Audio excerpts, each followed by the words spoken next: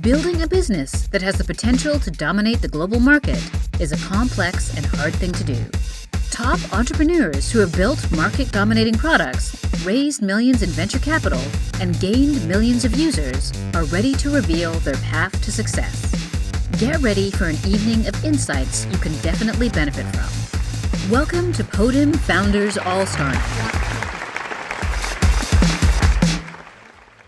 Really what we do is help startups scale through Oracle's enterprise ecosystem, our cloud solutions, and really the big thing is our big global customer network. As for getting into tech, when I was studying at university here in the States at University of Texas, I got the opportunity to interview over 100 people that were in different careers and realized very quickly the happiest and most interesting folks to me were those that were in entrepreneurship or intrapreneurship, building something inside of a large company. And so that's kind of how I not as accidental as Jenny, I'd say I selectively decided that this was the path somewhere in it for me. Happy to be here. That's good. Great to have you. And Stefan. Hi, Marianne. I'm excited to be here. So first time, even though virtually, hopefully next year I'll be able to be there in person. I got into tech as a teenager when my parents bought me a first computer. The second I got it, I decided I wanted to be a developer, even though I had not written a line of code back then. That's how I planned my career. But then I turned to the dark side and I became an entrepreneur and CEO. It was by accident. Somebody else was meant to run the company. I was supposed to be the CTO, but CEO left and other guys, they just looked up to me. They said, "Hey, Stefan, why don't you lead us?" So I led them. We made a lot of debts. We should have declared bankruptcy, but I didn't want to give up. I ate potatoes for 2 years, literally. That's how I funded my first company, how I bootstrapped it by eating potatoes. And then it became a quite successful venture. Deloitte ranked us as one of the fastest growing IT companies in Central and Eastern Europe for 7 consecutive years. Later on, I founded iTaxi, which is a taxi hailing app that operates in Poland. And right now I'm running Booksy, which is a scheduling app for hair and beauty industry. And I founded the company to solve my very own very personal problem when I was ramping up my mileage for Marathon des Sables, which is considered the toughest foot race on earth. I started having some aches and pains in my legs, and I couldn't schedule an appointment with my physiotherapist. So I started figuring out how to help him and how to help myself. And that's how Booksy was born over 6 years ago. That's great. And when did it go from, a medical need? How did it go to transition to a beauty, right? Beauty and hair appointments? So it took me a few months to realize that this is a broader problem. So basically everybody who works with their hands, whether they give somebody a massage or they cut hair or color it or do makeup or lashes, they work with their hands and they are not able to answer phone calls. And that's when I realized that, that's a much bigger problem. And then we decided to double down on hair and beauty because of the frequency pattern. Like you go to a physiotherapist when you have a problem, but you cut your hair pretty much every few weeks. You paint your nails every couple of weeks. So we decided to go after the vertical that has the highest cadence in the booking pattern.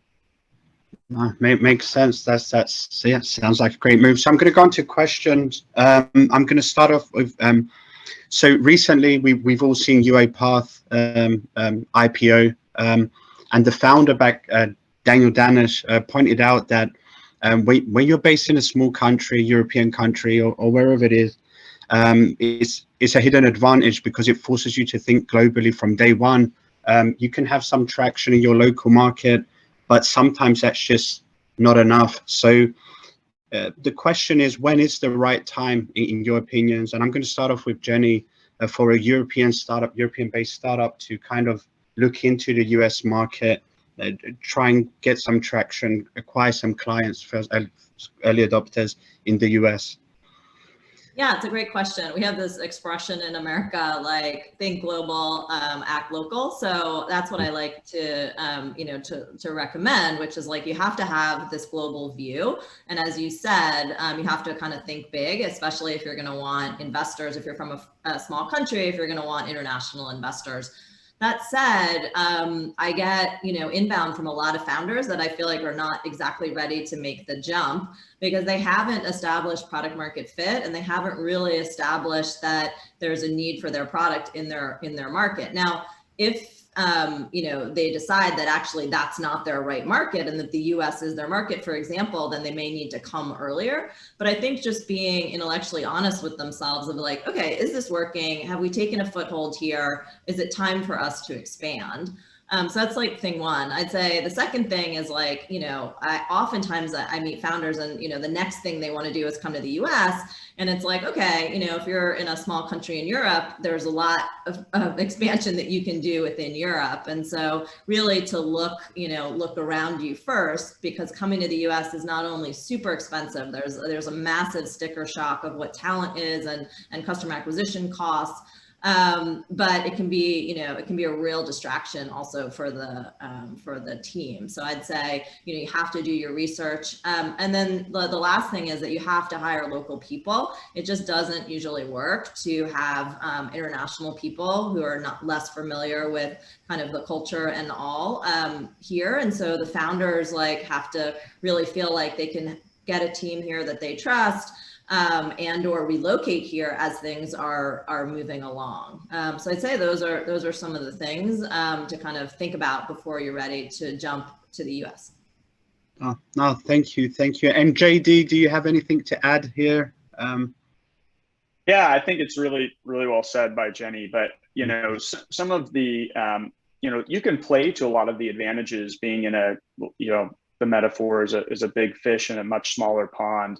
If you're, in a smaller European country. And so, we always also preach, the idea of a crawl, walk, run strategy. And so, really being able, product market fit is, one really, I think, key aspect of that, but also just getting comfortable and testing things out on the earliest level and figuring out if, what's sticking and what's not is typically a lot easier to do in your own backyard. I'd say the tactical kind of thing, like other things to start thinking of if you're entertaining an idea expanding to the US, when that time comes and you've proven some things out, you've decided we want to go international. Early customers in the US, I think is a really big key. You can get them to vouch for you in a lot of different ways, whether it be with investors, other customers, the likes of those other things. But also, important to I think appeal to, if you're going to take investment and take that route into the US, really going into making sure your company looks like everyone else. That's not the time to be a differentiator. And so whether it be a Delaware C Corp or whatever that is, some other things to think about if you do get to that point when you're ready to make the leap. Oh, that's great. And yeah, this opens up to Stefan. Stefan, before you told us about iTaxi, and that was a startup you founded for the domestic market. And of course, Booksy is the exact opposite, right? You needed to come to the US. So from a founder perspective, when was the right time for you to make that leap? When did you make that leap, since you already made it? Too late Yeah. is the short answer. So when we founded Booksy, we started this with the intention to run the company globally, and US was our very first market that we launched even before Poland. But I feel I made a huge mistake not moving into the US much sooner, because I moved in here 3 years ago, and that was already after A series. So to establish, that relationship and build the network, it was already too late.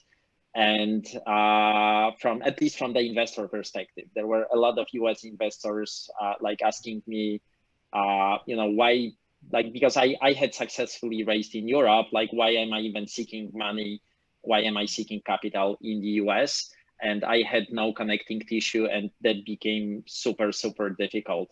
And then when I spoke with a number of other international or European founders, they came here and participated in different accelerators and incubators, and they built that network and connecting tissue from the early on, and were kind of pushed by their pre-seed and seed investors, and they gave them connections and they opened up their networks. But product-wise, I mean, Poland is a significant country, at least size-wise. It's like we say, there is that curse of a 40 million country. So the reason we decided to launch Booksy in the US was not to get trapped in the domestic market, kind of like I did with iTaxi, and kind of like I saw other companies that originated in Poland. Like, it's a sizable market and you can build a multi-billion-dollar business operating just in Poland. But at the same time, you set up all of your processes and the team, and everything is set up to serve that market. And when you get a significant size in that market, then launching in a new market, it's always more difficult. So that's why we decided to launch in the US first. And we translated Booksy into Polish a few months later and launched that in Poland. So that was our way to get out of that trap of that 40 million country. Oh, no, that's great feedback.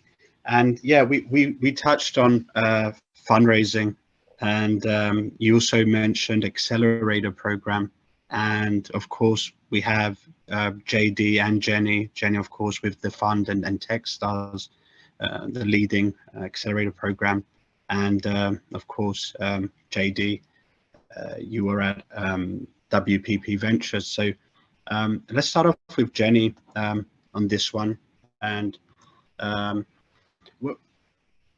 I guess the question will be, what else does the US have to offer European applicants? And from so Jenny, what else can a US founder expanding to the European founder expand to the US find in the US? So when I look at, Techstars, we recruit and welcome companies from all over. In my current cohort, I have 3 companies from Europe and actually 1 from Africa. So, we're really excited about helping founders kind of cross the pond and find interesting markets here.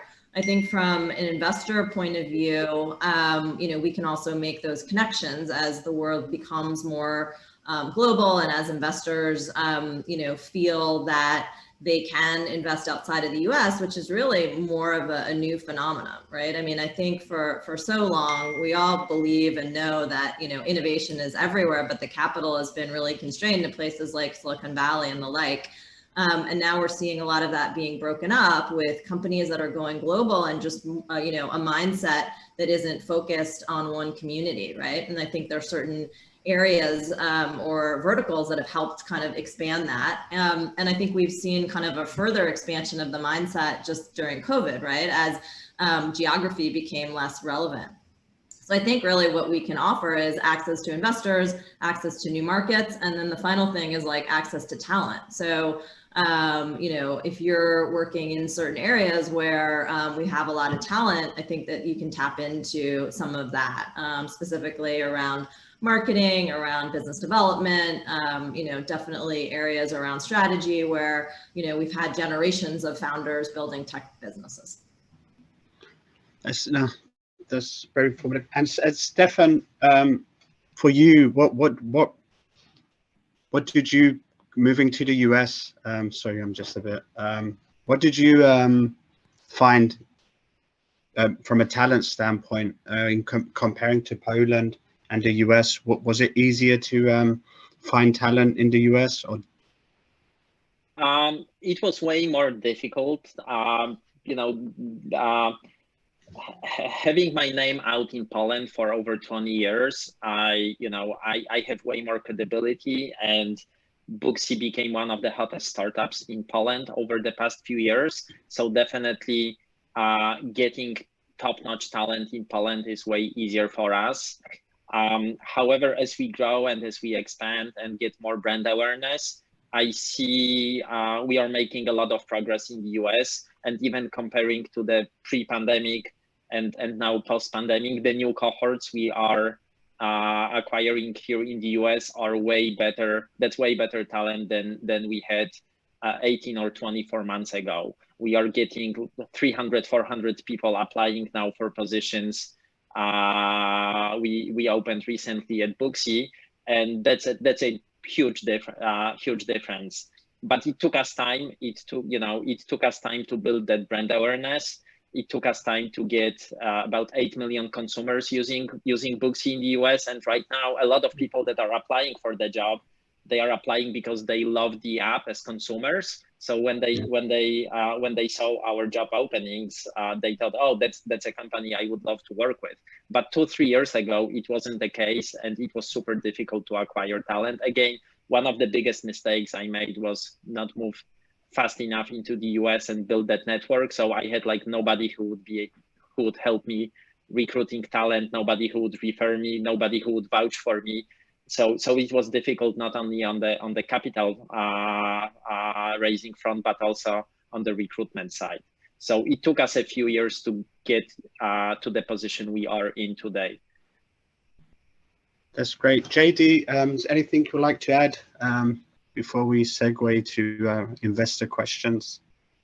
Yeah, the very quick point I always share is, when evaluating an accelerator program or any kind of investment too, you always want to study the people behind them because they're charged with helping you, mentoring you, setting you up with the right framework with investors, with customers, with talent. And so, that's very much, I think, the backbone of a lot of these programs. The other thing that you absolutely should do as well is go talk to the startups that have been through them before. And so other successful startups, and finding folks like Stefan that have expanded to the US and hearing, right, what would they do differently if they could do it all over again? Will give you a big leg up. That's cool. So yeah, that's all great feedback. So move on to the next question. The question is, what do investors typically want to see when investing in a European startup? And what should a founder do before they attempt to go out and start fundraising? We touched a little bit on that in the beginning, but maybe we can dive a little deeper if there are any real examples on what you would advise. So JD, let's start with you. Yeah. No, this is fun. I mean, I think Stefan and Jenny have touched on this, but we've changed dramatically just in the last, what's it been now, 14 months. What is time anymore into a remote first environment, right? Where it used to be an advantage, it can now be a super strong, or disadvantage, it can now be a super strong advantage if leveraged the right way. And so I think actually international startups are a really one of the key winners in sort of this post-COVID world. We see it at Oracle now. Having to close a deal in the past, I've seen a number of execs just flying across the country for one meeting to get a handshake deal done. And that's not the case anymore.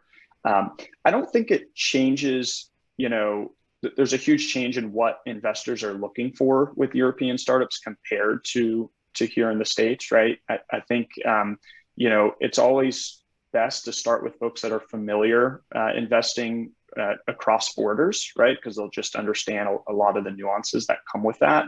We see a lot of great examples with startups, I think, moving to the US upon investment.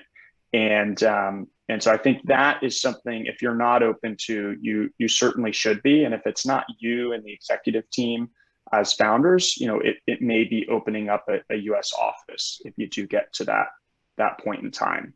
But the other question I always urge founders and all of you to ask, like, you are the champions and superheroes here. Like, why are you raising money? It's kind of known and said that limited resources lead to better decisions and then therefore better outcomes. And so getting really clear on why do you want to raise money in funds and what does an expansion of the US look like, improving some of that out, I think it is really key if you're going to approach that route. Okay. And you're right there, JD. I know that, like, looking at my community and other European founders in New York City, they tend to raise a pre-seed their seeds in Europe and then, kind of make the leap for the later rounds because they feel it's just that their VCs in Europe, if their ideas for expansion to the US, it's good to have a US investor on board, more strategic, more experience with the US market. So Jenny, I'll kind of bring you into this. Techstars is a pre-seed accelerator, right?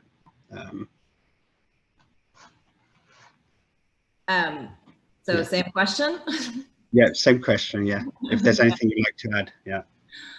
Yeah, I mean, I think just generally investors are looking for momentum. So if you have that momentum and that buzz, like, people are interested. I would just go back to what I said before, just make sure that you're pitching people that can invest in international companies. If your plan is not to actually relocate and flip to the US. So I'd say, yeah, just kind of, do your work and make sure that these are the right people. But otherwise, there are many verticals that we're seeing, like fintech, for example, where if you're a fintech investor in the US, you're looking globally, right? And so you're investing in Nigeria and you're investing in London, and we're really seeing a lot of the vertical focused VCs be more global. So I think that's an exciting opportunity. Yeah, but you as an investor, Jenny, and at the fund, you probably want to see that any startup has an entity in the US, right? You wouldn't invest in a startup that is only based in Europe. Is that? No, not at all. So I think again, it just like as founders, you need to find out as much as you can about the investors, right? And so many investors are limited by their LPA, right? Their limited partner agreement of what types of companies. So at Techstars, we can invest in companies globally and they don't have to flip to a US entity, and that's fine. And in my fund, like we have a whole group that invests in companies throughout Europe, and they don't have to flip either, but they have global ambition. So I think it's just knowing the objectives of the fund. Okay, and Stefan, over to you. You've raised 118 million. Were your first rounds raised in Europe? Yeah, the first rounds were raised in Europe. Actually, our latest round was raised in the US. But from pre-seed through our B series, we raised all our rounds in Europe, and it was 120 in total. So the latest round was 70 and 50 in total before that. And as I said, like when I moved in here 3 years ago, it was quite difficult to get your US investors come on board, and they never told me that directly. So I'm wondering like what Jenny's or JD's comment is gonna be on that. But then when I back channeled through some of the people that introduced me, like I've heard like something that back then it bothered me, but now when I look at that from the time perspective, it's quite reasonable, because when you are investing, you are in, you want to de-risk, and then you have, let's say, 5 or 10 companies and all of them are equally exciting, but you don't know the founders, like you've never really met with them before. You have nobody to vouch for these guys. Like the founder comes from a European market that you're not familiar with. And they have like nobody working for them that understands the US market. They have not graduated from Stanford or Harvard. They've never worked for Google or eBay or Facebook. And on top of that, all of the investors are European. So you are going to be their only US investor, and you have no idea what these other guys are like and whether they are here for a longer ride and they want to make it $100 billion company, or they are going to exit as soon as first offer arrives and they want to sell it. So somebody just told me, like, as much as I'm excited about the company and Stefan as the founder, like there is so many yellow or red flags, and if that was only one, then I would probably be okay with that. If there were only two, probably I could live with that too. But if there is like 5 or 6 or 7 flags, then you have a company that maybe doesn't have as good momentum as Booksy does, but it doesn't have any of these red flags, then I would go with that other company. So that's what I heard from people that did some back channeling. back in the I mean, days.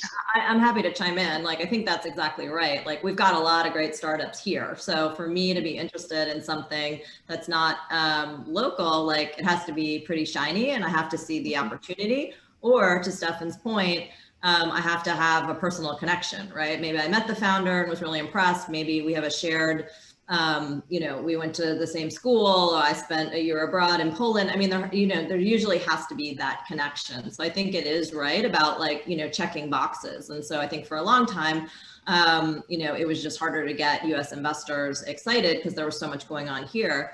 Now we kind of have the opposite problem, which is there's too much money chasing too few deals. And so you're seeing a more global perspective, which hopefully is benefiting, you know, the rest of the world, which is quite exciting. And especially around verticals, as I said, I mean, places, if we go back to the fintech example, you know, fintech in New York is just crazy. It's very hard to get into the buzziest deals. It's expensive. Same thing in London. So now investors are looking more far afield to find some of those diamonds in the rough and those gems that they can actually help internationalize. So I think it's a great opportunity. Okay, JD, Stefan mentioned red flags.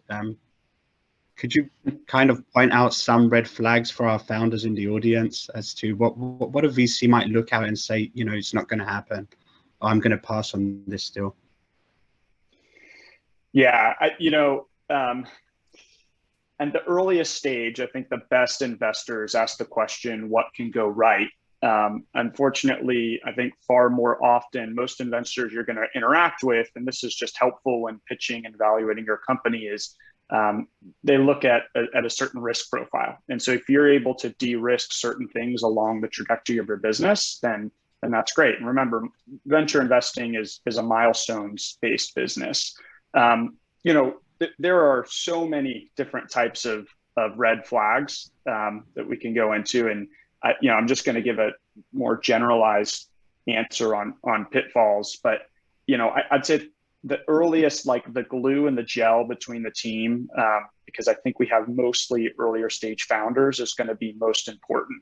And so really to evaluate team dynamics and getting through hardship, one of a well-known investor out of from Benchmark, Bill Gurley, you know, a famous line that he said sort of before, which I tend to agree with, is actually around what kind of hardship have you gone through? Or, you know, have you almost run out of cash? Or have you gone through a founder divorce? Or have you gone through something where you've come through that and kept going? Because there will be so many more of those, right, bumps in the road that will happen. So I think proving out those kinds of things, and you've got to sell the vision and get your investors dreaming. That's cool. That's great. And yes, so at a later point, I'll ask Daniel to see if there are any questions in the audience, but just to kind of close things up, of course, Podim runs many competitions, and we have many early stage startups participating in this year's program. Just wanted to see if, you know, any of you have any advice for the Central European founders, Slovenia-based founders that are watching us. So any advice to founders? I'd like to start with Stefan. I guess I have already tackled this one, but if you are thinking about going after the US market, yeah, the faster you do it, the better, because you need to, like, if you want the US to be your main market, you need to be where your clients are, you need to understand them, you need to interact with them.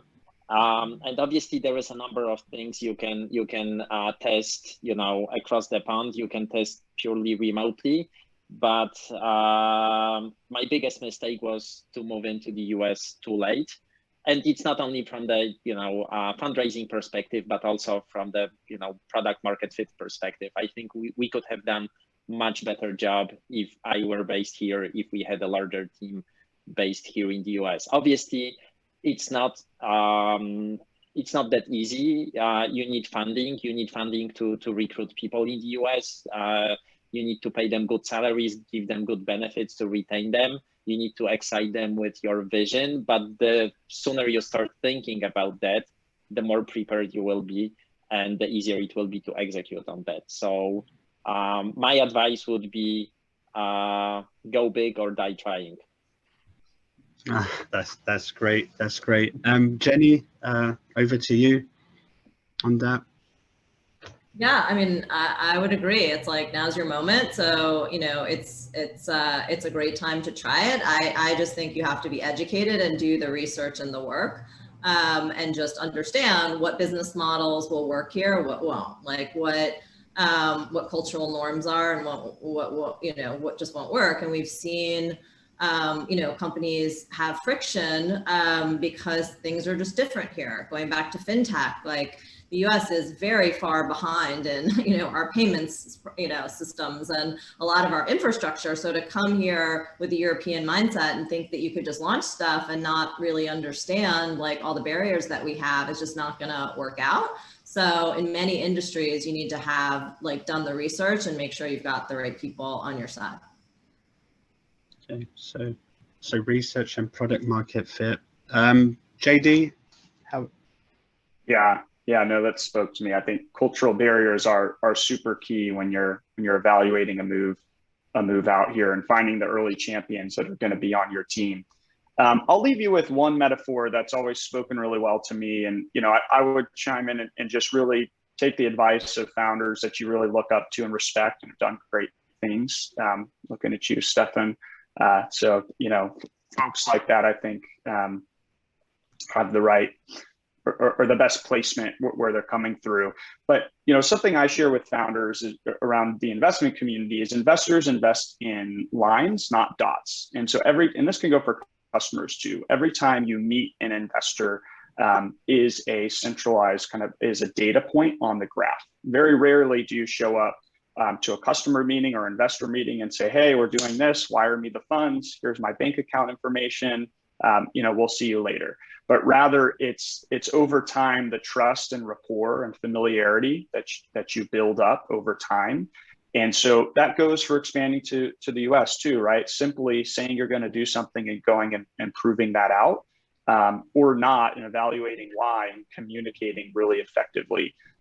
Most of the founders that I've worked with have this as a really key skill. And so remember, each of those dots is a line over time, and really what folks are looking to when they're placing a bet on you as a customer in your product or an investor in your company is how can you execute and guide, you know, the strategy and the vision of your company. So wish you all luck, and you know, we all hope to see you in the US maybe soon.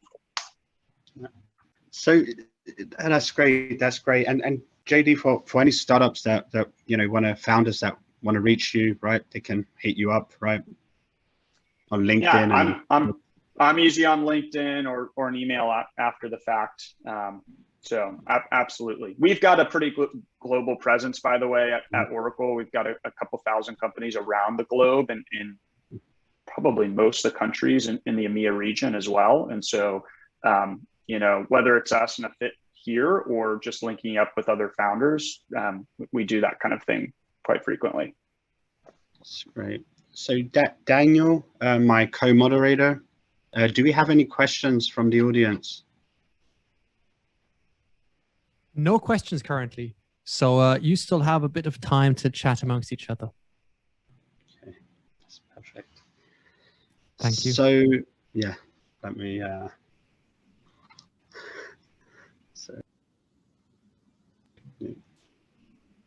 so I guess we have another 15 minutes and maybe I'll go back to Stefan because I feel there's a question that, you know, could help us clear up. COVID, how has it affected Booksy's demand for since you're in an industry where it's more hand-on experience, the booking wise, has it affected the amount of bookings made through Booksy?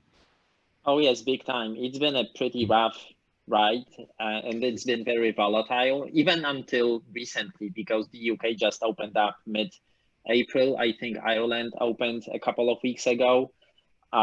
Brazil and Mexico are still, even though they are not formally in a lockdown like most European markets were, then like there is still a lot of volatility in these markets.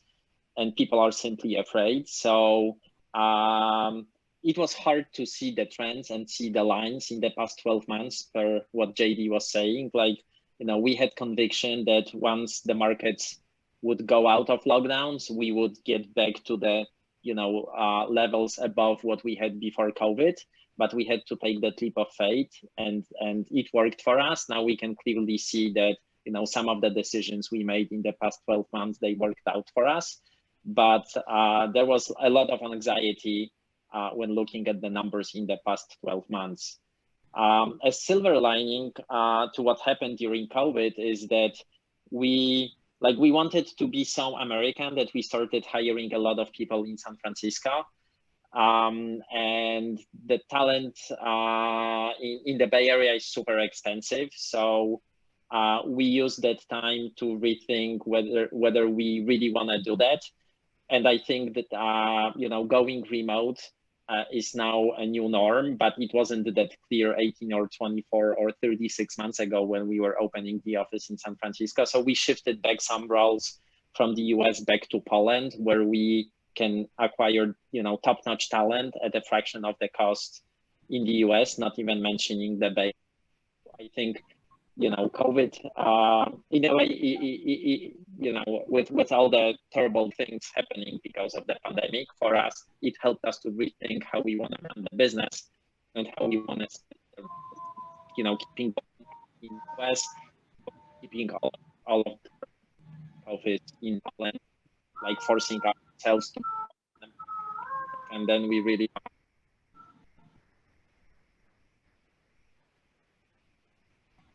Okay, can you hear me well? Because there was a bit of a cutout there. Yeah, I think towards the end. Hey, Mario, I'd love to ask a question for Jenny and Stefan too, because I think it's relevant to, if okay, to probably a lot of the founders on call when we're talking about expanding to the US. Curious, Stefan and Jenny, if you've, how you think about distributed teams. So, hiring locally and doing some great stuff, but then when it's time to expand to the US, are there key tips of advice into how to do that the right way? Is it setting up specific hubs? Is it, managing or having sales in the US and engineering in the home country?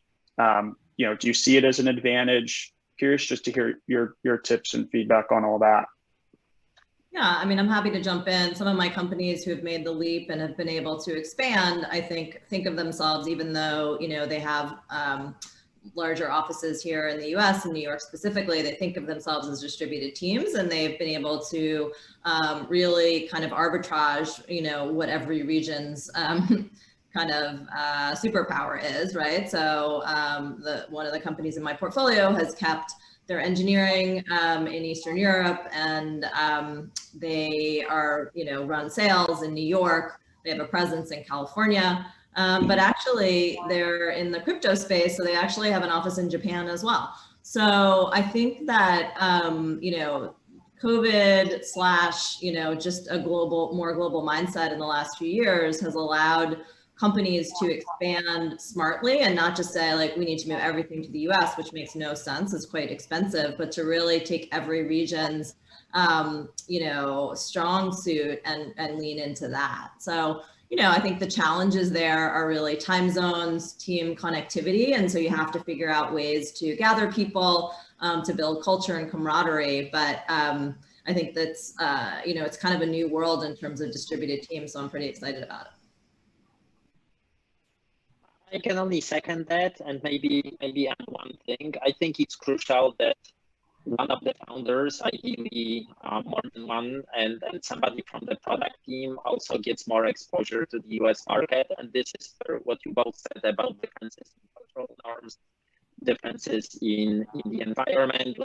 It's hard to understand those things until you experience them yourself.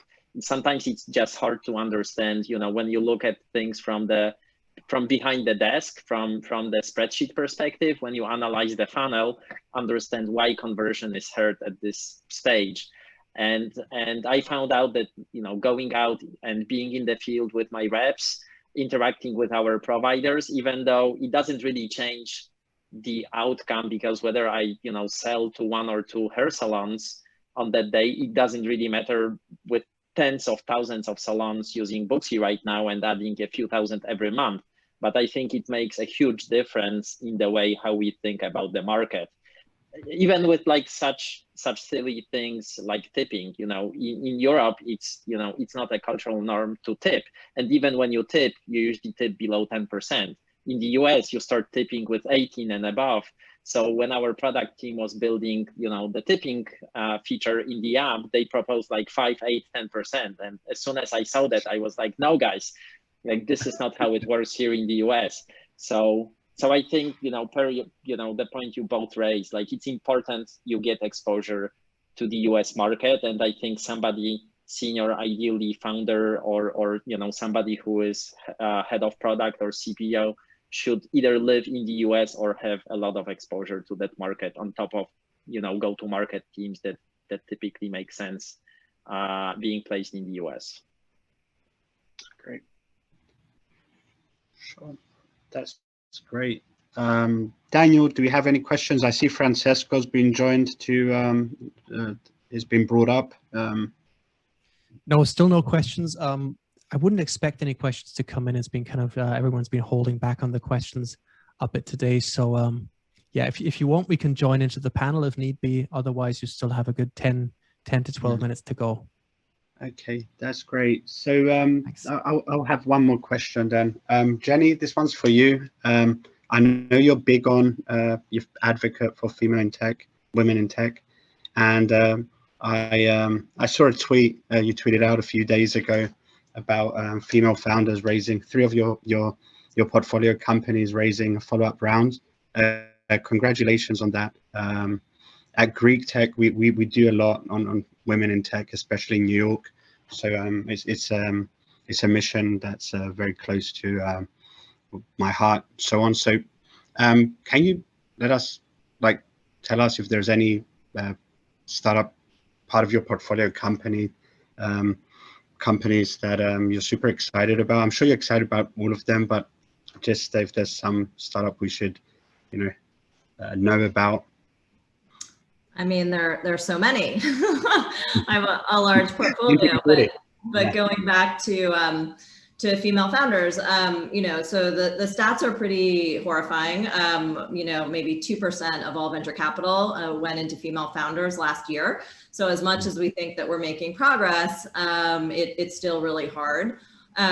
As I've mentioned before, many of the verticals that I invest in, fintech, healthcare, future of work, have been doing quite well the last few years. And so I think the women that are running companies in those businesses have been able to raise capital and I believe will have the same success rates, if not higher than other people in the space. So I think we've got a bright outlook, but I think the numbers right now are pretty grim. I think the things that we can all do to make it better is to really just lean in and support more female founders. So I run a fund on the side, and we have found, without having a diversity lens, that just having 2 out of 4 of the investment committee be women has translated into 40% of our portfolio being into female founders. And these companies are doing just as well as the companies run by men. So our thesis is that you actually potentially don't need a diversity focus if you have diversity in decision making. So in terms of companies that I'm excited about, there are many, but it was good to kind of have that week where I saw so much momentum in some of those companies. That's great. Thanks for that. If I may chime in, I'm super happy to hear that. I guess to Jenny's point, it's super important to have that diversity in the decision-making process. But it's also important to have enough supply. And I think this is one of the reasons, because there is not that as many women or female founders and as male founders. And to that point, one of the things I decided to do at Booksy is that I committed to the team that I'm hoping that there will be 20, 30, maybe 40 startups, spin-offs, or maybe not literally spin-offs, but I'm just hoping that people that work at Booksy today are going to start their own things and they are going to learn from our experience, because we are breaking through and we are, making that pathway for Polish and Eastern European founders, and showing them it's feasible and it's possible to go across the pond. And having said that, we have roughly 50% employees that are female employees and 50% that are male, which is rare in the tech industry. And I'm already super proud to say that there are already 2 startups out of that kind of span out of Booksy, and one of them was started by Dorota, and one of them was started by a guy. So we already have a 50-50 ratio. So 20-30 more to go, but that's a good start. So that's like, apart from, being Booksy a successful company, that's how I measure success. How many successful startups will be started by our ex-employees? And I hope that at least half of them will be started by women. That's great. Great to hear that. Great to hear. Yeah, Stefan, that's awesome. I feel like the end of that sentence has to be that you're going to pour money into all of them because you've been so say, so that's what I'm really excited about. Booksy Ventures has a great ring to it. Exactly. I will. So when I made that commitment, I said, like, I'm willing to invest in each and every one of you because I know you. I've been working with you. I'm gonna make some connections in the US, and I'm gonna, as soon as I get liquidity, I'll be investing into ex-Booksy. That's awesome. So I already made that commitment to the team a couple of years ago. Great to hear. So Daniel, you've come up. So. I'm here. That's right, because we have the next panel ready, and obviously you got to the core quite quickly and were able to kind of come to a very strong conclusion. So here's my proposal. We can end the panel here and move on to the next panel, which I think would make a lot of sense, I'm taking. And if you all agree, let's do that. You agree by nodding. Yes. We'll allow it, Daniel. Thank you so much, JD. That's a pleasure. Take care. Thanks, Have everyone. a good day. Thank you all. And a special plus to you, JD, for the amazing shirt. The crew is very much enjoying that. That's what you do to network. That's fantastic. In that sense, thank you all very much for that panel. It was a pleasure. And yeah, let's find out what the next panel is all about. Let's roll the video. It is time to rethink and to realign, learn and get inspired. Prepare your questions and enjoy this insightful Podim DX panel.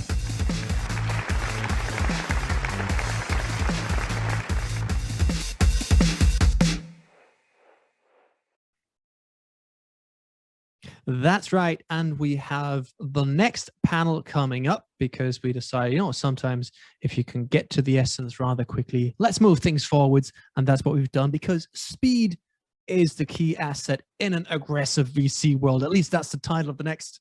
So no pressure on you lot, but we're expecting some amazing content. All I need to do now is to move over and give the stage over to Francesco, who will be taking it from here. Francesco, how are you?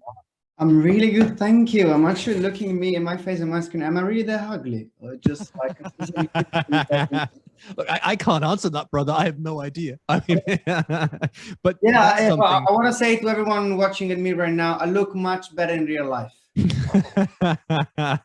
Probably we can do a hashtag for that. How does Francesco look like in real life? That would be an amazing hashtag for Podim. So if you're looking in and want to give him some feedback on his amazing looks, just go for that. And yeah, other than that, I would ever care, but yeah, it's going to be a good panel. Stage is yours, brother. Enjoy yourself.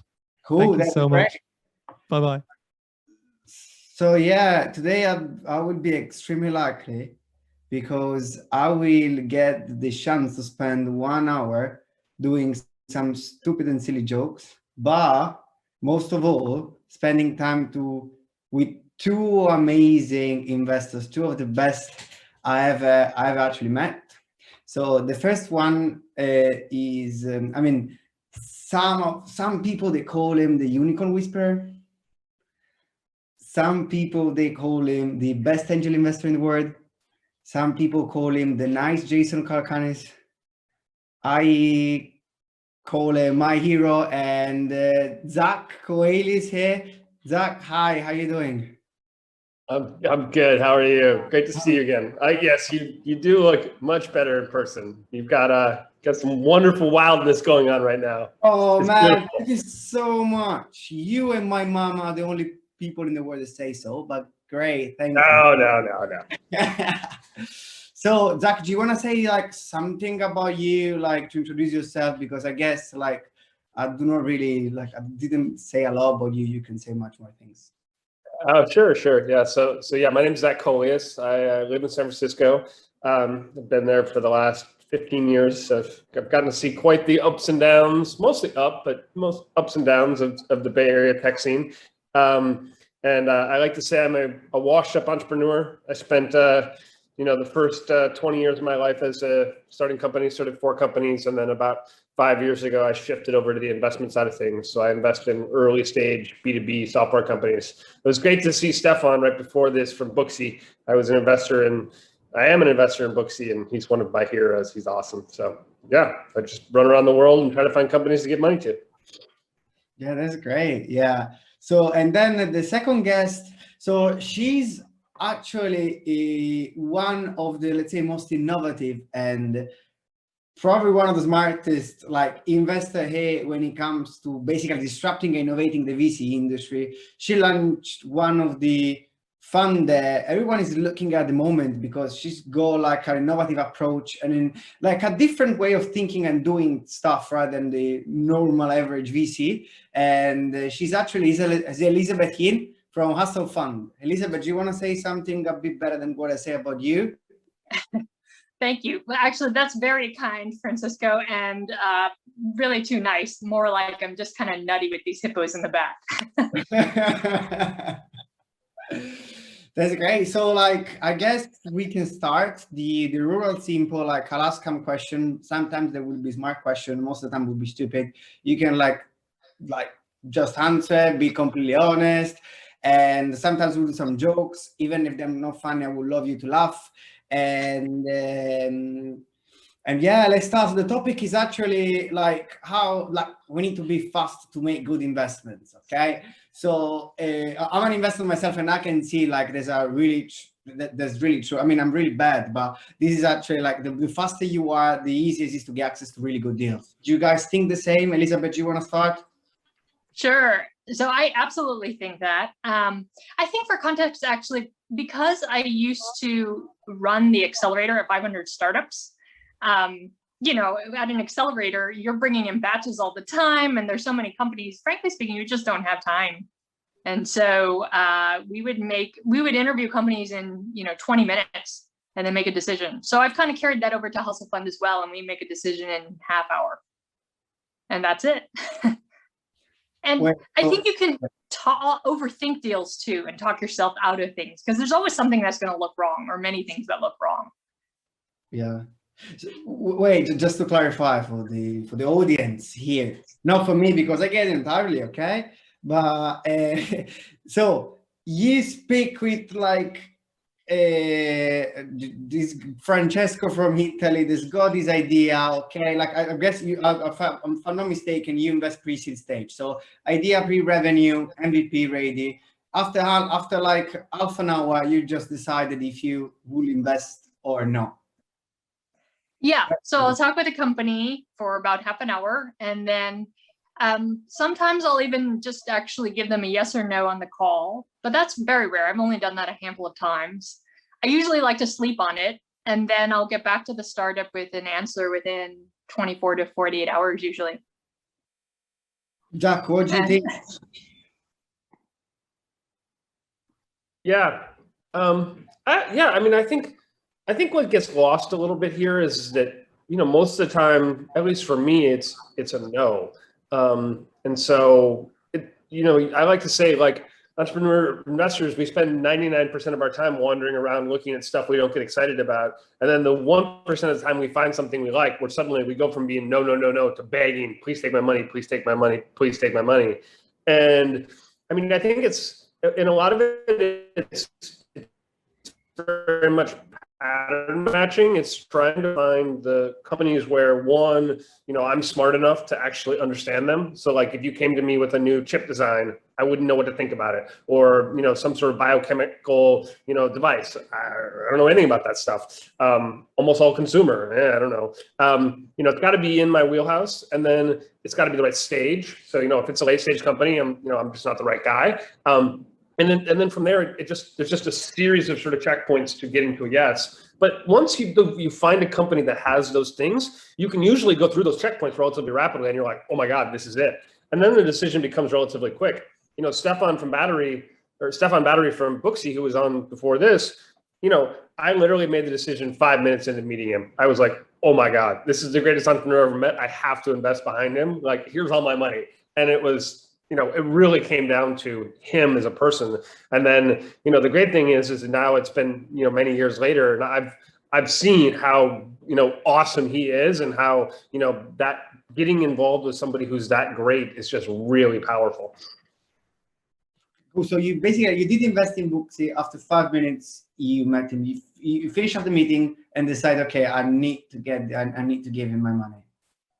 Yeah, I don't think I told him 5 minutes into the meeting that I wanted to invest in him, but yes, I knew 5 minutes into the meeting I wanted to invest in him. And from there on out, it was, usually that happens. It's like you go through that pattern matching process, you find the thing that is what you want, and then it's just sort of like making sure that there's not a reason to say no, because that is the unfortunate thing. I had a situation earlier this year where I found this amazing company.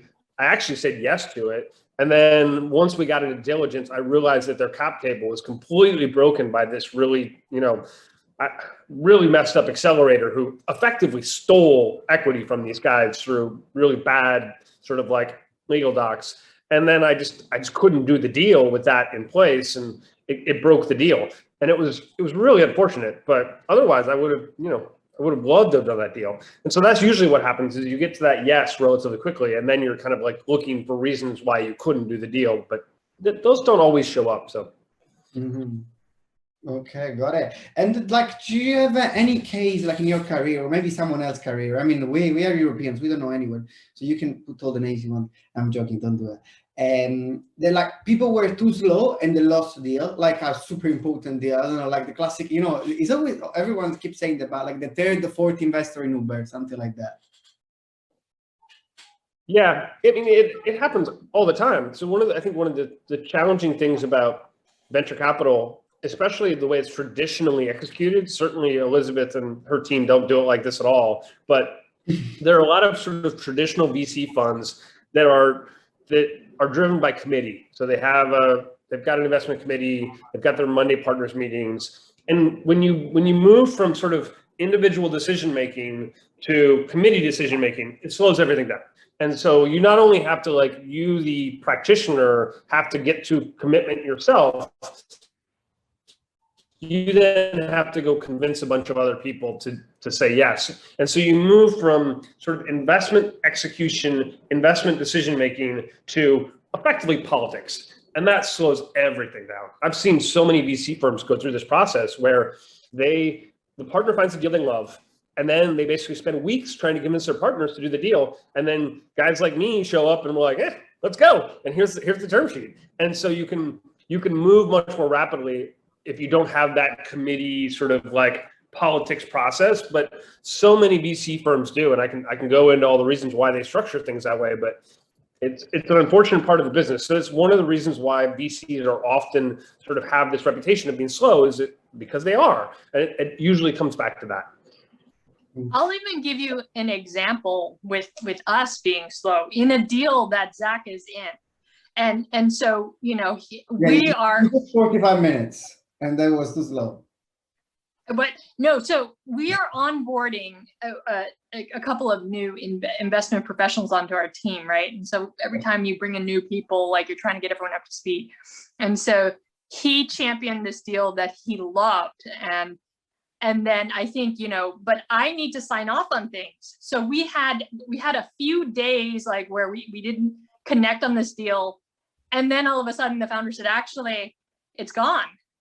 And then we had to like beg and plead our way into this deal that Zach is in. And so that's just a situation that I don't ever want to be in. And it was totally our bad. It was our fault. We had a misstep in our process, but this isn't a process that I consider to already be fast.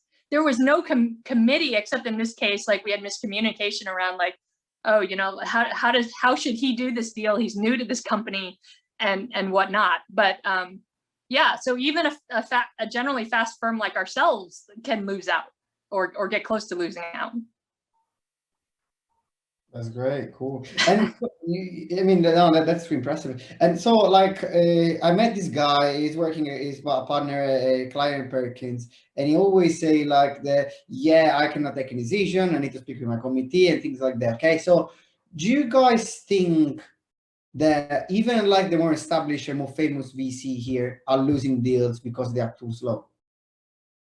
Yeah, absolutely. Yeah. I mean, right now, for instance, a lot of people are talking about what Tiger Global is doing, where they literally are just sort of, writing term sheets on the spot and moving incredibly rapidly. And that was a long time coming. That needed to happen because a lot of these VC firms are so slow and their processes are so arduous and painful. And so you really are seeing it like the way I like to think about it is that we, for the last, call it 20 years, we've been making way too much money in venture. Like just obscene amounts of money are being made in this ecosystem. But the ecosystem has become really sort of static. It's archaic. It's slow. The process is not really great. And so you have firms that are coming out of Wall Street saying, look, we've got to go take some of this money these guys are making. How do we attack them? And there's only a couple different vectors to attack in VC. You can make smarter decisions, which, I don't think that's really, you're going to get a big alpha over your competitors by making smarter decisions because everybody goes and tries to get the smartest people. And it's a difficult thing to pull off. You can pay higher prices, but that tends to impact your returns. So you saw when Andreessen came out of the gate, the first thing they did was they just wrote a lot of big checks at high prices to establish themselves. Now they've kind of built quite a incredible firm, but in the beginning, that's what they did. But it's difficult to pay high prices and still make money for your LPs. Plus, your LPs are going to hate you for it. So that's not a great strategy. And so the thing that the Tiger and other folks, like Elizabeth, like myself, and there's a lot of other people who are attacking this sort of like antiquated venture industry, the one thing that works really well is speed. Because where the traditional VCs are slow and committee driven and they've got to get consensus and it takes them a process, folks like us can be like, boom, let's go, here's the check. And so for an entrepreneur, you don't really want to mess around talking to a bunch of boring VCs. I spent, hundreds and hundreds and hundreds of hours of my life talking to VCs. And as far as I'm concerned, almost all that time was wasted. And so if you're an entrepreneur, it's like, I don't want to do this. Here's a great person who's giving me a check. Let's go. And it's very difficult to compete with that if you're a slow, boring VC firm. And so I think that's what Tiger is doing. That's our attack vector. And it seems to be working really well. Elizabeth, anything to add? Or shall I move to the next one? Yeah, I mean, I think on a different sort of dimension of this, there are a couple of things. One is, I kind of alluded to this before, you can always talk yourself out of a decision. There's always something wrong. And especially where Zach and I are looking at companies, like there are lots of things wrong left and right. And frankly speaking, there's just not a whole lot there. So I think that if you were to graph out gains that you get from taking more time, it's sort of diminishing returns. And so that's one factor I think to consider and why I think speed is so important, especially at early stage. But even at later stage, as Zach mentioned with Tiger Global, keep in mind they have a portfolio. So unlike a founder who's kind of pot committed to one company, like VCs have a portfolio, and so they have a few shots at goal, and in Tiger's case, they have many shots on goal. And so in essence, that starts to look not quite like an index fund per se, but something like that. They're diversified, and so they can afford to move quickly and take some speed risk, if you will. And so combining those two thoughts together, I think it actually isn't silly or crazy to move faster in order to win these deals. Yeah, makes sense. Cool. So yeah, and then like just to say that to the audience. So I've read like a tweet like I don't know 1 week, no, probably less than 1 week ago by this account. I don't know. I think it's called Dan Kipo or something. But yeah, they say basically is Elizabeth anyway, and she said that yeah, money is a commodity. So if you basically if you're not fast, everyone got money. So the faster will get a higher price. And then there's this other account that I'm following, this guy called Zach. They basically say that he's seen during the last months deals doing like 2 or 3x in like literally a couple of months, correct, Zach? Like moving the valuation. So it's like if you would take like 1 month to invest, it's basically gonna get like 2 times the price and probably no IRR. So yeah, that's the thing. Do you guys want to like, Zach, do you want to say something? Do you want to like tell the audience about this like super crazy couple of months when people get 2x from February to May? Yeah. I mean, let me take a step back a little bit. I think one of the interesting things that's happened over the last year is that if you look at the exit values that companies are going public at, the IPO prices, they're substantially higher than anyone would have expected a couple of years ago. You know, you look at a Snowflake or you look at a company I'm in, Roblox, like, I mean, that's, I mean, they're just insanely large companies. And all of the VC funds and all of the work that we all do is fundamentally built off of a model. And the model is like, okay, if I go invest in 100 companies and I pay on average, you know, $10 million valuation, and for $1 million, I buy 10% of the business, and then I get diluted over the life of the companies. But at the end, some of those companies go public, and let's say those companies are worth, you know, back in the old days, we would be comfortable if they were worth a couple $1 billion. And so you build that model out and you say, okay, $1 million per check, 100 companies, that's $100 million. And then the outcome of that is, let's say I have a $3 billion exit. And let's say for models purposes, I still own 10%. So now I effectively make $300 million off of that $100 million investment, just off of that one company. And my LPs are happy. Well, not really, because that's a pretty bad return. But like, you know, let's just say that that's the way that like a traditional VC fund would have thought about it. And now let's change the math. Instead of having a $3 billion exit, let's have a $30 billion exit. So now with a $30 billion exit, let's say I still own 10%. Now, instead of making $300 million, I just made $3 billion. So instead of having a 3X fund, I had a 30X fund. That's insane, right? So what do we do in that scenario is you have to basically say, okay, we're paying too low of a price at the beginning. Okay, great.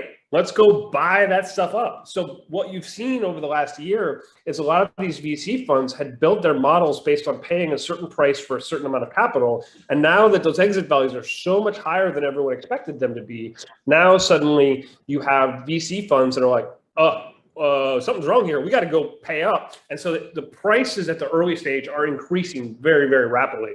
And now there's a lot of dispute about whether or not those prices that we're currently seeing in the public markets, is that a bubble? Is it the long term? Like, is that like, there's a whole lot of fight going on at these VC funds between the bulls and the bears about how to think about these things. But at the end of the day, that is the reality that we're seeing right now. And so what that's led to over the last 12 months is it's led to incredible velocity on deals. So for instance, the deal that I tweeted about that you mentioned, you know, I invested in December in this company. It was very young, just getting started. It was a $7 million valuation. Literally a month later, they raised capital at a $30 million valuation. Literally a month after that, they raised at an $80 million valuation. And so, you know, that level of acceleration, I mean, to see a 10x gain in the factor, well, at least on paper, in 2 months is crazy. But then if you work backwards from that and you say, okay, this has the ability to be a $30 billion business, I think it does. The VC firm that invested in this latest round said, oh, wow, this looks like it could be a really big business. We need to own 20% of this business. What price do we have to pay to get there? And there was an auction, it was a competitive process, and other VC firms were competing for that. That led to that incredible valuation rise. But as this is all playing out, nobody knows, and everything is a little bit crazy because prices are moving very rapidly. Yeah. So when you go your result, you're basically 10x in a couple of months. That night they basically signed the deal. Did you get absolute wasted and go out and celebrate, or did you not celebrate because The money in the bank No, account. because the problem is it's on paper, right? Like It's another not. It's like you know that. Elizabeth, like, are you paper seeing? gains, unfortunately. Like, go for it. Go for it. Well, I was just gonna say, paper gains, unfortunately, aren't worth much more than the paper they're written on. It's like you can look at them and feel happy about it, but you don't know it's not an exit. So until we get to an exit, we'll see. All of this is like, remember, the crazy thing about the business that Elizabeth and I are in is that today we do this and we won't know for 10 years if we're right or not. So like I can say all sorts of bullshit and but we don't know. That's great. Elizabeth, yeah, you're about to say something. I'll just tell you a quick story kind of related to that. You know, at my old firm at 500 Startups, we invested in this company. Started out as a B2B company. They couldn't find product market fit. We were kind of about to write them off. They pivoted into a consumer business that really took off. The valuation went sky high to hundreds of millions of dollars, and then it went to zero. And that happens all the time, right? Either way, you just never know. But I think the other thing that's happening here is, so one, you know, certainly with, let's say, B2B SaaS, it's a lot more formulaic now than it used to be. So especially if you have really good retention and upsells, then people at the later stages can start to map out, okay, where is this going to be? Like with some fair predictability. I mean, that's why Snowflake is valued as high as it is, because they're really strong on that. And so then the question is, when do later stage VCs want to pay up for it? Like what sort of multiple between revenue and the market cap do you want to effectively pay? And that's really up to, you know, the decision of the later stage VCs and how much money they have and what alternatives they have to invest in.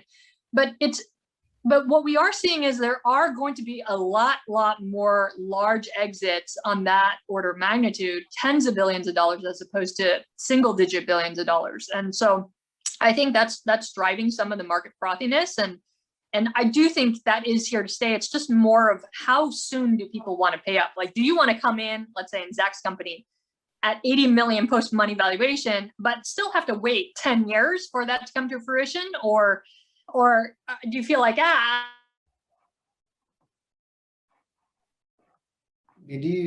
are you here? Because I think Elizabeth freeze. More than anything. Yeah, I mean, I don't know if it was my problem. You just couldn't hear the last part. Was it my problem? No, I didn't hear anything. Okay. Oh, it's just more of how long do you want to wait, I think, for the outcome.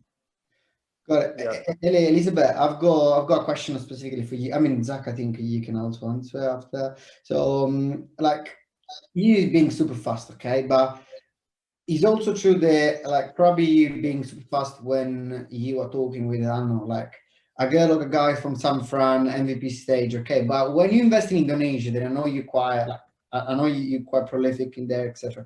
Are you, like, probably is also coming from a cold approach, or someone is reaching out to you like out from nowhere? Are you still that fast? Yeah. Okay. I feel so bad today, guys. Literally, like, you made me like feel like this is one of the words. Doc, are you like, what about, like, I don't know, like, I don't know the story with books. Like, I don't know if the guys like came to SF or they just reached out of nowhere, or they still were based in Eastern Europe. But will you be this fast also if someone is not coming from your 8 miles radius? So now he freeze. It's funny though, like, yeah.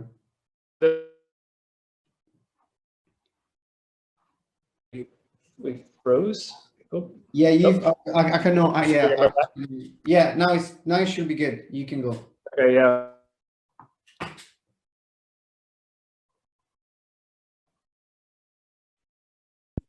Is it back now?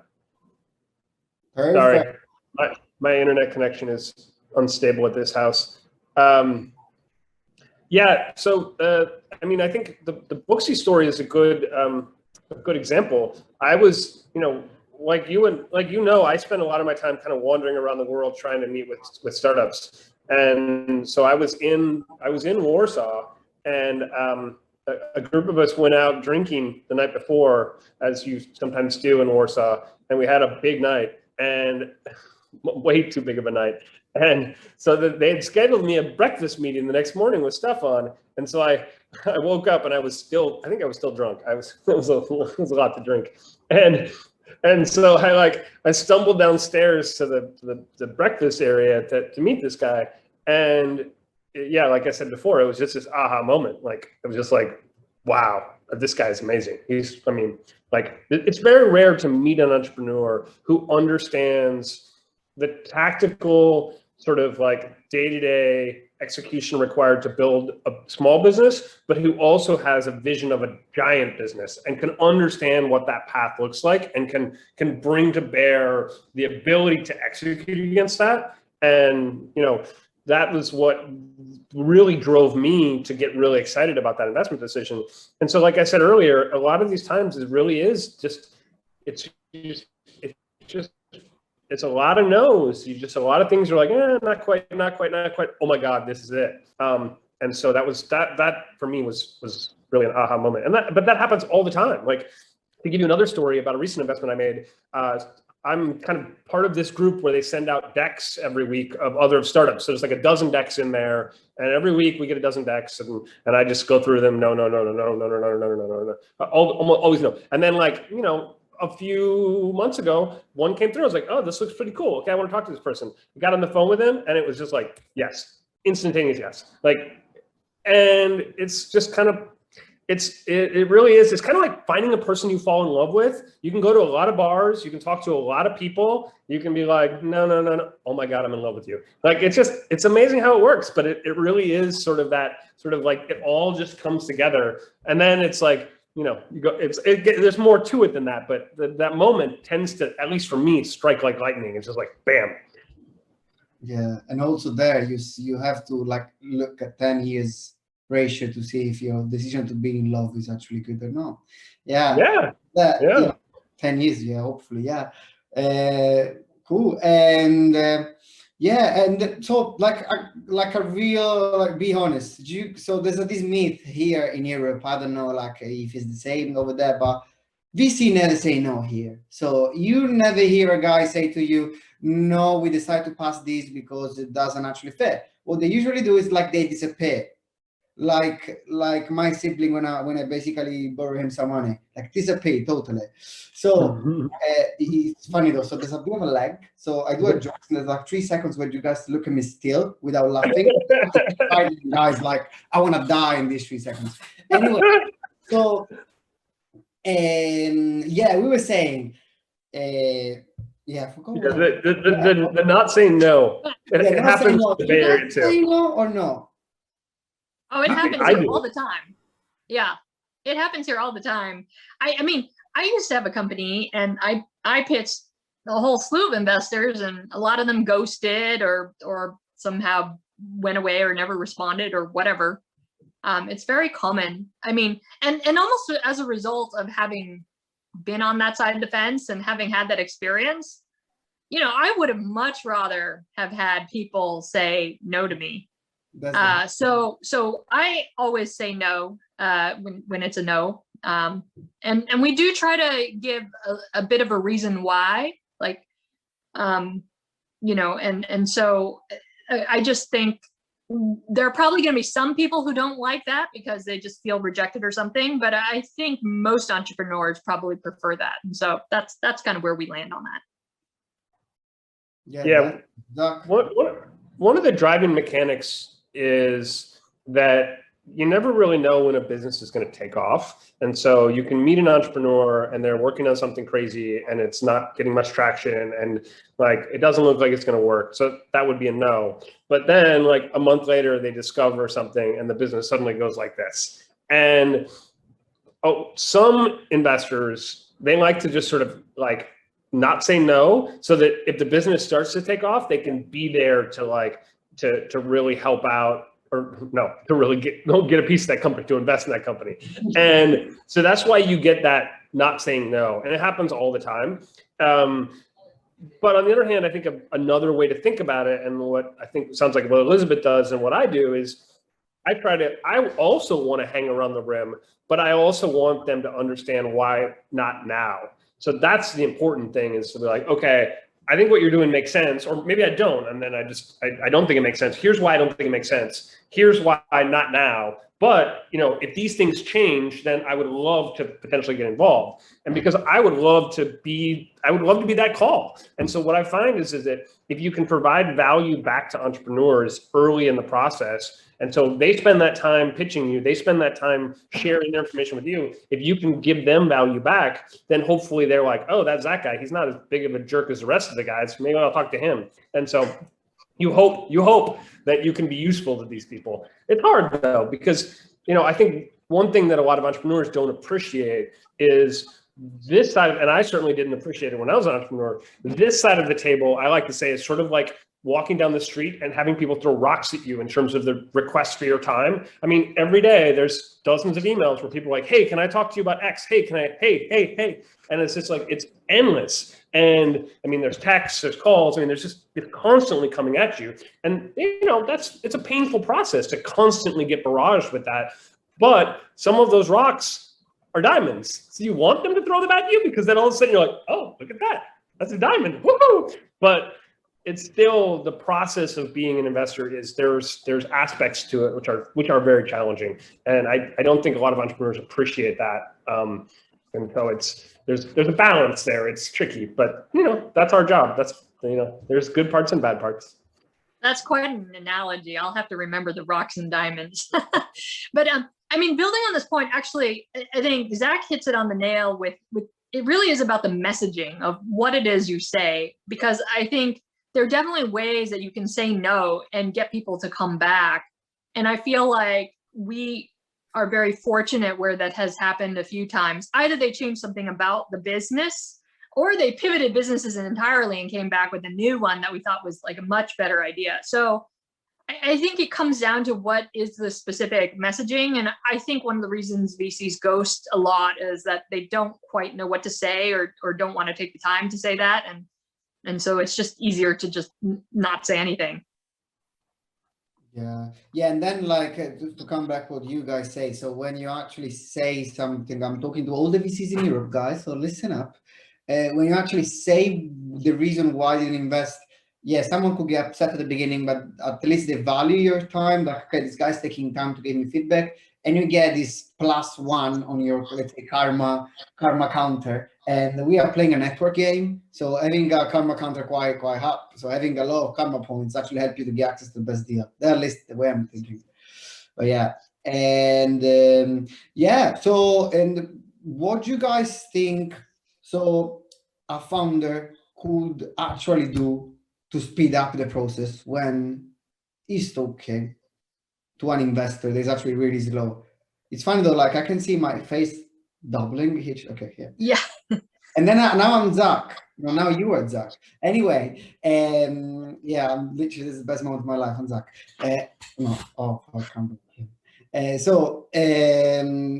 was saying, what do you guys think a founder should do to speed up the process with an investor? You think this is like super cheap tactics that I used to do all the time, to be honest, when I was a founder? Like, hey, we're actually closing the round. It's getting really competitive. Just want to know if you're in or not. Like these cheap tactics to get people on board, like pressuring and like social proof. Do you think they work? Well, I think you have to run a really good fundraising process. Let's think about it for a moment. If you're an investor, just sort of from a strategic perspective, it is always better to wait for more information if you know you can always get in at the same price, right? Like just in general. Yeah. So that's, I think, what every founder is basically combating. So then the problem is you have this chicken and egg issue where you don't have any investors right now in the beginning. And so how do you get investors? And so really it's about running a process of just cramming in a lot of investor meetings close together, and then basically telling all these investors, hey, I don't know when I'm going to close, but I have 40 meetings in the next couple of weeks with investors, and who knows? And then all of a sudden it becomes this mind game of investors think, okay, maybe I need to prioritize a decision on this startup because there are all these other investors kind of hanging around as well. So that's the name of the game, just doing a lot of investor meetings all at the same time. Zach, did it happen to you? Like, did someone ever like say to you, did you like kind of date someone and then the guy say, hey, look, I fill up 80% of my round, you in or no? And then you speed up your decision? You are on mute. Yeah. My general advice here is you should only ever do that when it's absolutely the truth. So I do see a lot of entrepreneurs attempt to speed up the process by being like, hey, we got great things happening. And if you lie to me anywhere in the process, I'm going to figure it out. Like, that's my job. And entrepreneurs constantly lie. That's like, I just see it over and over and over again. And filtering out those people is like a core part of what I'm trying to do as an investor. And so like, one of the areas that they often get in trouble is they basically try to create a false sense of urgency. And usually I can figure that out. And if I can, then I'm done with you. And so my recommendation is never do that in a false way, because it's going to get you in trouble. But the second part of the process is like, you do have urgency that happens in these rounds. It's a normal part of the process. And that's where I think it's important, like Elizabeth said, that have a lot of other people at the table and use the pressure of other investors looking at the deal at the same time to cause us to prioritize your deal, as quickly as we can, so that we can be, so that we're competitive. And so I think it goes back to what we were saying at the beginning of this. One of the reasons why we make decisions rapidly is because we know that if it's a good deal, someone else is going to spot it relatively rapidly and is going to take it away from us. And so you got it now, especially as this process has become more and more competitive, you as an investor have to move quickly, or someone else is going to take it.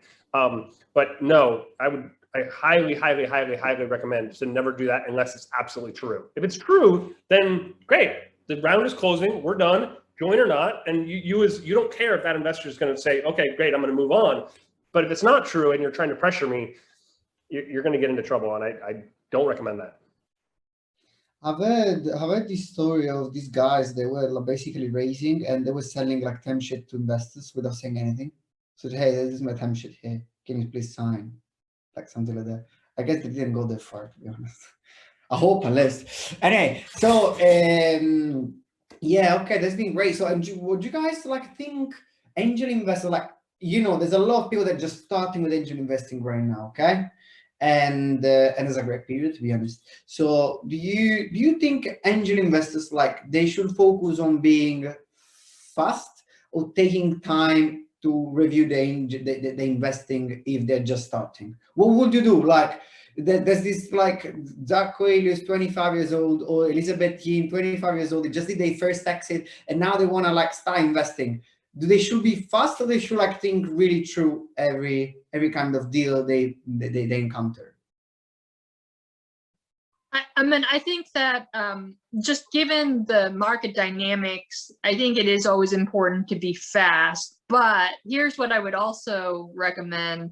One, I would recommend tag teaming with a friend or get to know somebody, who has had quality deal flow and investing experience, and just tag along. Maybe don't even make an investment for a while, but just tag along, understand how it works, etc. Do the meetings with somebody else. And then you can learn a fair bit. And then once you decide, okay, I'm going to get my feet wet and start making investments, I do think you need to do them quickly. And as such, I mean, my first several investments were not good. Like, I had no idea what I was doing. And so I think it's important in the beginning to write smaller checks and have a larger portfolio, so that way you can learn from them and have more shots on goal. And once you make an investment, I think even more importantly, offer to work with the founder, help them out on something. And even if you're not in tech, there is always something you can help them out with. It could be introductions, it could be feedback on their website, feedback on their deck, whatever it is. That will help you get to know the founders and whether you made a good or a bad decision. And if you don't know anyone in this game, you can always try to get to know accelerators. They're always looking for mentors and people to help out and stuff. So you can tag along with somebody. Zach? If ready. Yeah, I mean, Go, you can go, you can go. We can hear you now. am I free?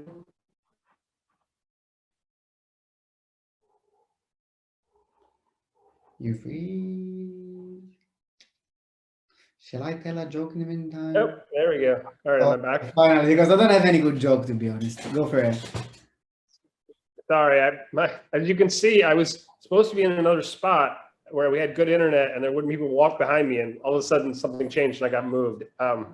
Yeah, it's kind of unfortunately, I'm basically in a hallway right now. Yeah, so the best way to think about it, anything in life, am I freezing? No, that's fine. You're freezing, but we can still hear you, so. You can still hear me? Right. Yeah, great. I think like anything in life, you learn over time, you get better at it. So, you know, at the end of your career, you're going to be a much faster, much smarter, more capable investor than you would be at the beginning of your career.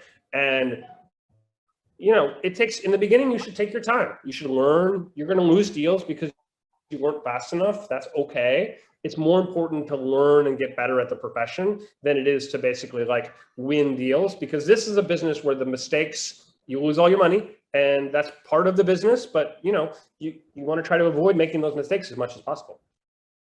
That's great. So I just want to like quickly say to the audience, if you guys got any question, like please ask. I'd be happy to ask those questions to Zach and Elizabeth. And you guys saying that like at the beginning you weren't that good as an investor is really, and then you were super slow is really, really, really good for my self-esteem. So I don't feel like shit. I just feel like I'm early. That's great.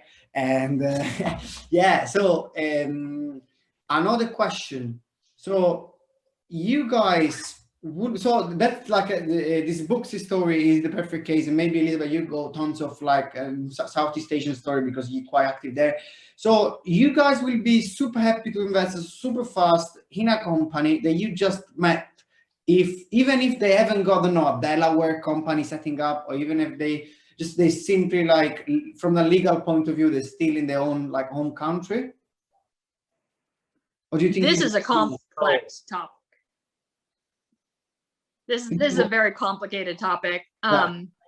But I think the short answer is, if you are a Delaware C Corp, regardless of where you actually live in the world, but if you are a Delaware C Corp, it is a lot easier for American investors to invest. Yeah.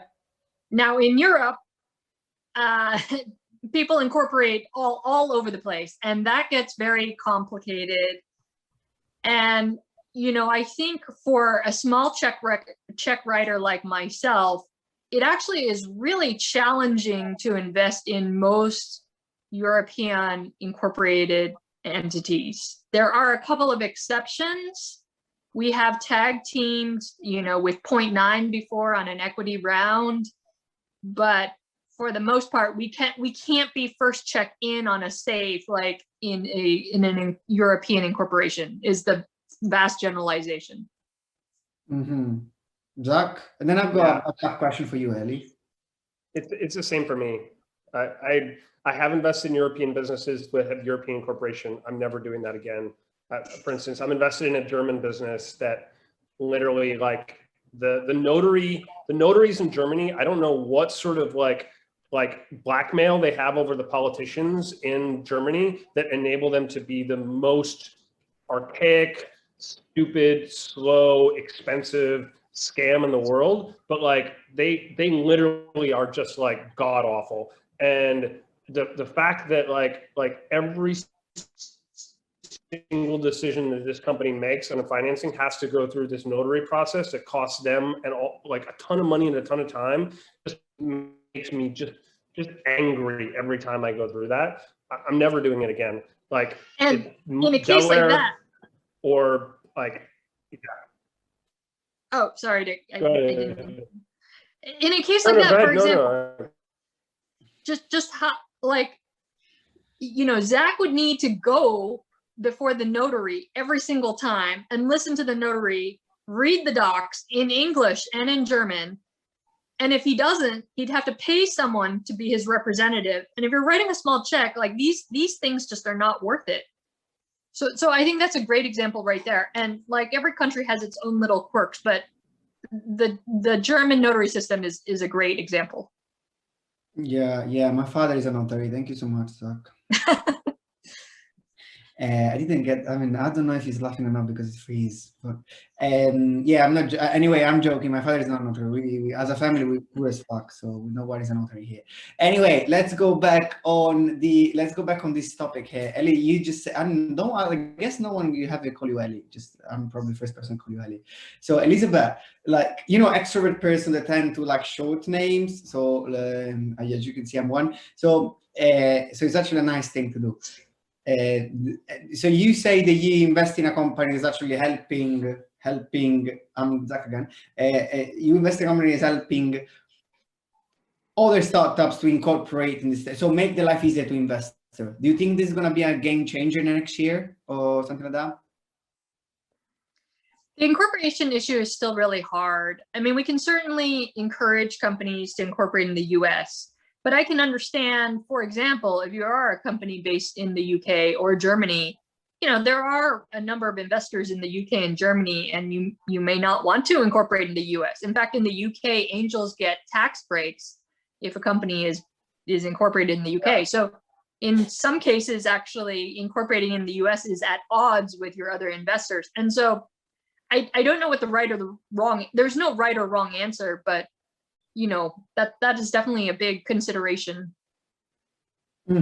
Okay, Jack, do you think like I'm seeing the perspective from an emerging ecosystem founder. Do you think like a big game changer will be in the future to like having a corporation, let's say, making the process super fast to create a C Corp in Delaware or somewhere else, so they could actually get access to real cool investors rather than what we go in Europe? Do you think that's going to be like a game changer for the emerging ecosystems? I mean, I think what Elizabeth said is true. You know, it really comes down to what's the company needs and wants and their existing investors. And there's a lot of great, smart investors in Europe now who understand how to invest in, you know, European incorporated companies. So that's great. Just for me, I have no interest in basically playing with that stuff. And certainly not in Germany. And you know, I think that the reason why people like Delaware so much is that, you know, they've really figured out how to streamline the process. The legal system behind it is very effective. We all just have done a lot of reps there, so we and our lawyers feel very comfortable in that environment. And you know, I think if you're trying to build a venture scale business, if you're going to build something that's going to eventually go public and be worth billions of dollars, you know, that it's a relatively small price to pay to get that done in the beginning, because at the end of the day, it's very unlikely that like you're not going to end up having to do that eventually. So you might as well do it in the first place. Yeah, makes sense. And Elizabeth, so just a question. So you say that when you look at deals, you basically have some sort of check, like Zach does as well. You have some sort of checklist. You go deals. If they marks the majority of the points, or maybe all the points in your checklist, they tick all the boxes, you just say go for it without thinking of more, because if you overthink, you start seeing the flaws and the problems there. So what are those items in this checklist that you kind of see every time, you kind of want to tick every time you speak to a company? Yeah, I think a lot about the customer acquisition of the particular idea. So actually, it's less about the founders and more about the idea. And if I were to play it out, like, what do I think the scalable customer acquisition channels could be? Do I think the unit economics would work out? And that's very subjective. I'm not even looking at any numbers or anything, but just because I've done a lot of customer acquisition, you know, with my own past startup or actually, you know, with other startups in my very large portfolio over the years, like, I feel like I have a good understanding of how customer acquisition channels will play out. And if that doesn't check the box for me, then it doesn't matter how awesome the founder is. I think the analogy that many people mention is like, oh, if you have a boulder on a mountain, would you rather be pushing it up the mountain or down the mountain? I would much rather be pushing it down the mountain. And that's kind of the, if you have good market pull, that's pushing it down the mountain. And you could have a decent team push it down the mountain. They don't have to be the best team to push it down the mountain. And I would much rather have that scenario. Exactly. Like for instance, when you wearing over and talk with the guys from Booksy, and you say they ticked all the boxes. Anyway, I would love to hear the story from the Booksy perspective. Like, yeah, I met this guy, was like drunk from last night, and he didn't invest, I don't know how, like 30 minutes. Anyway, do you actually what boxes do you look at them when you decide if they are like, worth your investment or not? You're mute. I think Elizabeth's analogy is great, right? Like, you really are looking for the momentum that starts to build. And the thing that I look for is really the crystallization of a value proposition to customers that really becomes simple. So what I like to say is, if you can't cold call a customer at 9 o'clock at night on their cell phone while they're putting their kid to bed, tell them what you do in one sentence, and then have them say, oh, I want to talk to you tomorrow, instead of like, why the hell are you calling me? Like, where did you get this number? Like, unless you can do that, you don't have value.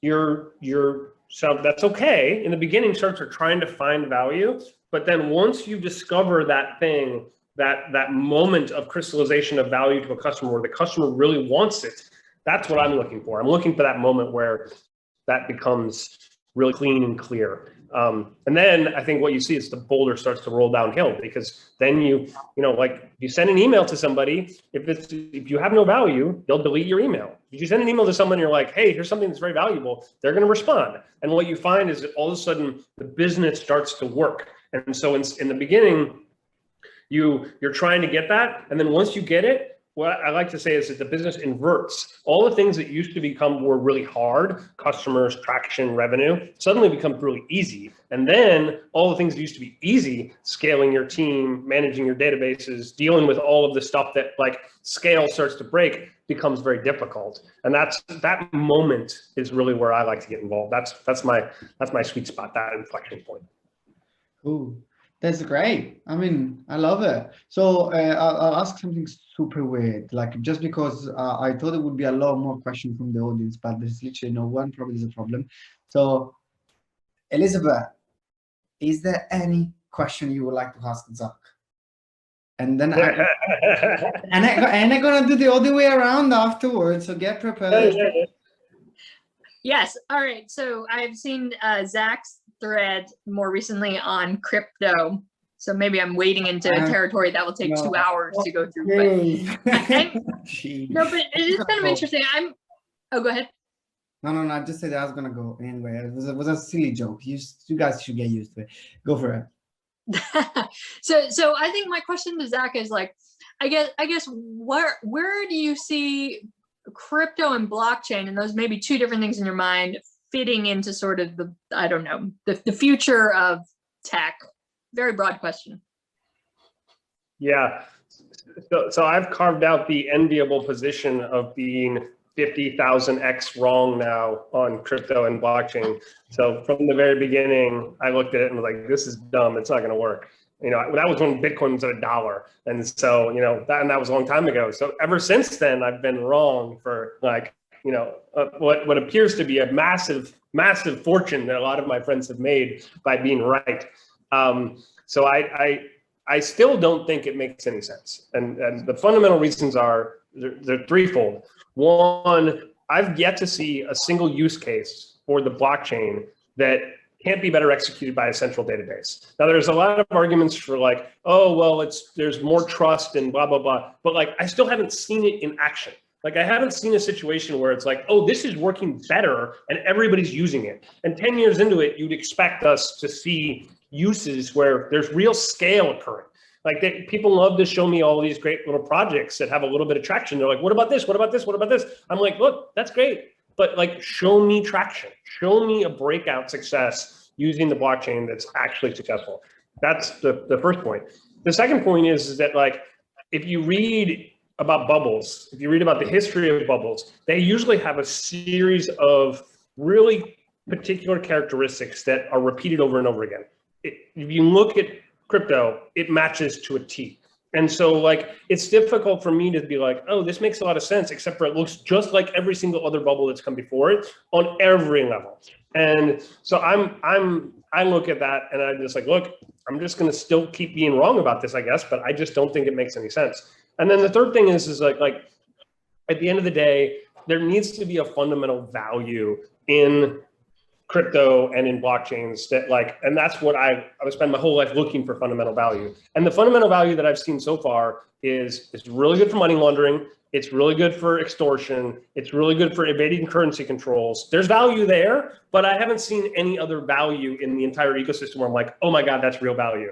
Like for instance, everybody loves to talk about remittances. They're like, oh, in remittances, it makes a ton of sense. It's a really valuable thing in remittances. And my argument for that is the reason why it makes sense, the reason why it works in remittances is because you're evading the regulatory process that governments have put in place that make remittances really expensive otherwise. You know, KYC and money laundering controls and all the things that basically make remittances difficult to do are there for a reason. And yeah, if you avoid government regulations, you can become much cheaper.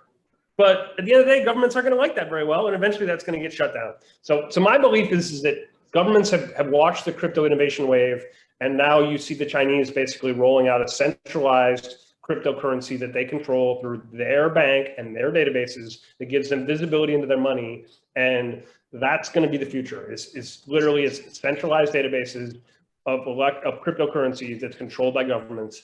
And the rest of this is like, it's great to have this, you know, beautiful libertarian fantasy, but I don't think governments are going to let it last much longer. That's great. But I guess my question is, please tell me why you disagree with me. Like what, like point, like where am I wrong in my thinking? And maybe in like, especially like if there's a new way that I don't quite get, that would be fun to hear. And I'm wide open to being told I'm an idiot because I am an idiot. So. Well, first off, I don't think you're 50K wrong anymore. I think maybe just 40K, but, but no, I definitely hear you on that. I agree with all those things, but I think there's then the question of just challenging the fundamental, sorry, I have all these alerts going off. The fundamental question of like, is government, let's just take government for a moment. Is government even the thing that we should be concerned about or optimizing for? Like, even if we just take remittances. So, you know, the I don't know how they pronounce it, the Cello or the Cello token, whatever, they're making inroads. It's Andreessen Horowitz back. They're basically trying to make, you know, currencies in emerging markets, like sort of on this one platform or whatever. So the closest thing to what I would say remittances, and they're deploying quite rapidly. And I think the question is like, you know, the Western unions of the world who traditionally enable people to send money overseas. Like I remember I was paying a developer in Belarus like over a decade ago, and it's just mind blowing to me how much I had to pay in fees for the amount that I was paying him. It was just nuts to me. Yeah. Like just fundamentally, like let's just even question that for a moment. Should that even be a thing that we accept as a society? Like government should be working for the people, not the other way around. So anyway, that's what I would just throw back at you. I know we don't have a whole lot of time. This is a much longer conversation, but I mean, I think that really what the movement is about is it is about questioning like pieces of government or regulations or whatever. And yeah, it is, you know, some of it may even be on the fringe and breaking the law, but I do question whether that's a bad thing. Yeah, that's fair. Because if that's what the people want, that's what they want. Yeah, I think that's fair. I don't think we want to turn this into a crypto debate. So yeah, sure. Yeah, definitely. Yeah. So Zach, do you have now? I mean, do you have a much harder question from Elizabeth while I'm selling my Bitcoin on Coinbase? I won't though because I don't have any. But yeah. Well, I guess one question I have is like, where do you see your firm going? So I see a lot of firms that look like yours. They just get bigger and they hire more people and they become an institution. And then I look at the institutions, and most of them, with a relatively small number of exceptions, are pretty mediocre as far as VC firms go. And so I like, my question for you is like, how are you going to build a firm that doesn't become mediocre? It appears you're building a firm. No, it's a great question.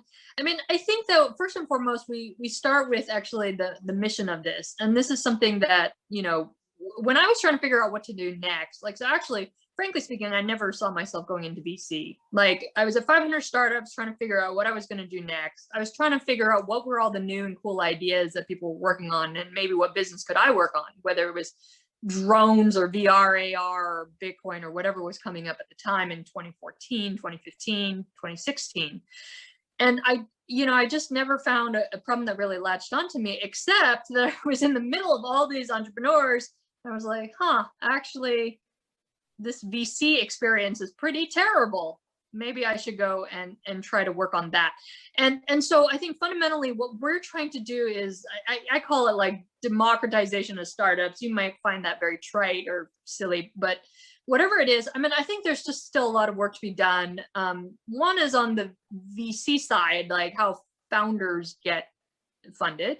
And I think the eventual path on there is like to build out actually more funds in other categories. I mean, we've got our tech VC fund, but we would of course love to work with other fund managers on other things. Like, we're not in CPG or e-commerce or food or whatever other other things people are in, hardware.